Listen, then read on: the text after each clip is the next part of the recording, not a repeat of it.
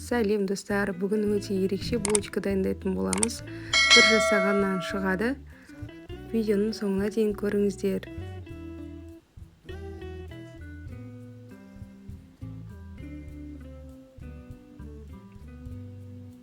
Өте бюджетный вариантта. Үй жағдайында өте дәмді булочка жасаймыз. Ол үшін бізге жылы су, жылы сүт,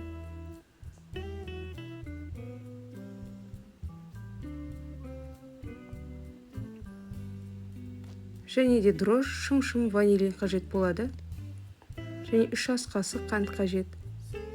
Осылай жақсылап араластырып дрожжды біркелкі етіп массамен.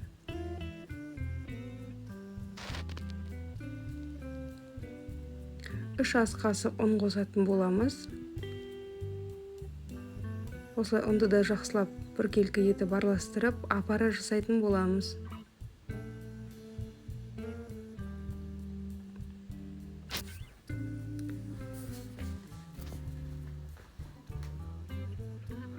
Осы сұйық массаны бетін жауып, жылы жерге қалдырасыздар. Апара беті көбіктеніп, дайын болғаннан кейін ары қарата қалған бөлігін қосамыз. Осылай бетін жауып 20 минутке қалдырасыздар. Осы сәтте осылай көбіктеніп, жақсылап апарамыз дайын болады. Және де бір жұмыртқа, сұйық май, және де тұз. Ұнды осылай електен өткізіп алдын ала дайындап аласыздар.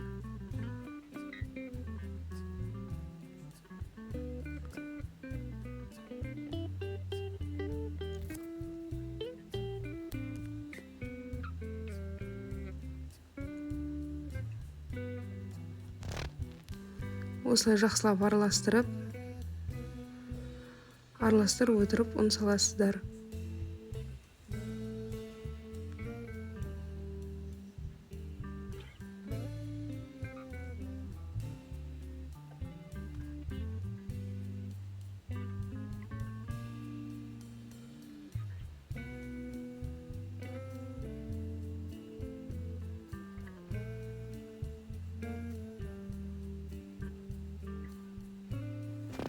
Және де толық құрамы описание бөлімінде көрсетілетін болады.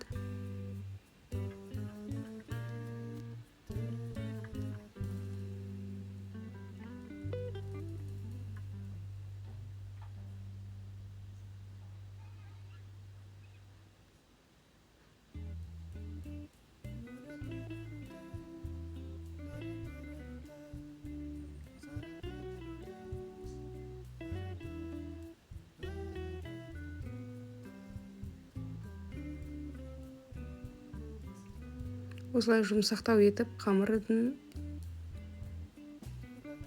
илеп алатын боламыз.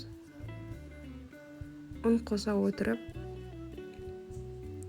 жұмсақ қамыр дайындайтын боламыз.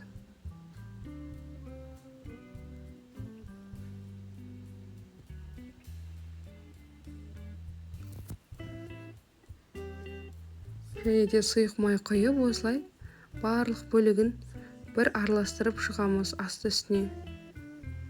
Қамырымызды осылай жоғарыдан төмен қарай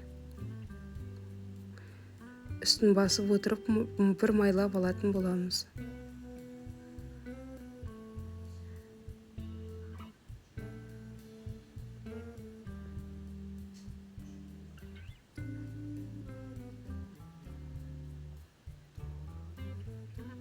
Осы сәтте бетін жауып, тағы да 2 сағатқа қойып қоятын боламыз қамырымызды.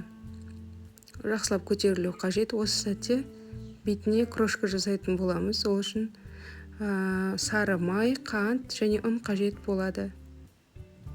Ешқандай мак, күнжіт қоспай, осылай бетіне осы крошканы сепсеңіздер, өте дәмді шығады. Бізде булочка тәтті болмағандықтан осы крошкасын мен тәтті қып жасадым. Қантын көбірек қостым. Нақты мөлшері описание бөлімінде көрсетілетін болады.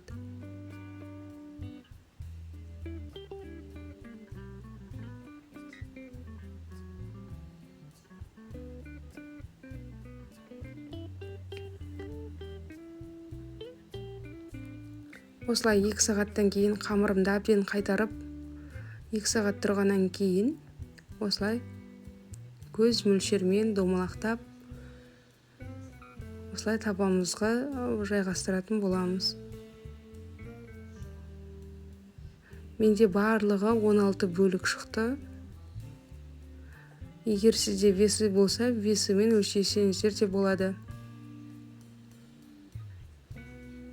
Негізі қамыр ұзақ тұрған сайын 1-2 қайырып қойып, 2 сағатқа қалдырсаңыздар жақсы көтеріледі.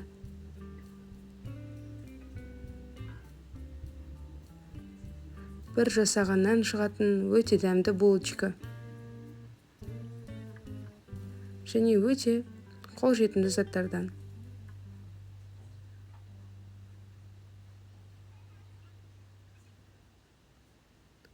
Арасын ашып кішкене орналастырамыз, себебі тағы да көтерілетін болғандықтан.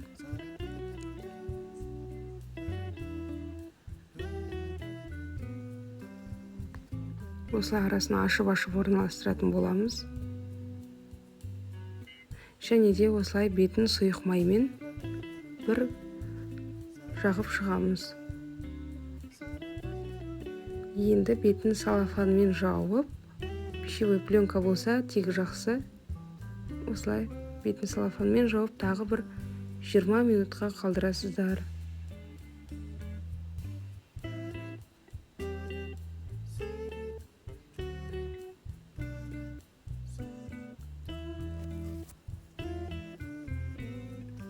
Минуттан соң осылай бетін ашып, жұмыртқаның сарысы және 3-4 ас қасық сүт қосасыздар. Осылай тағы бетінен жағып, кисточкамен.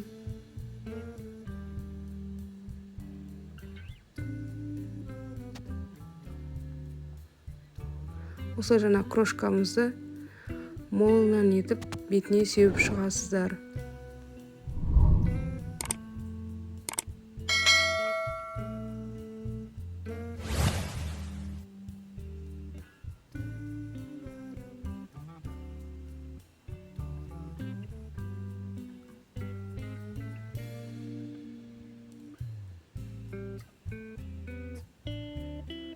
Осылай пешімізде қызарғанша пісіріп алатын боласыздар. Дәмі деген өте керемет ас болсын.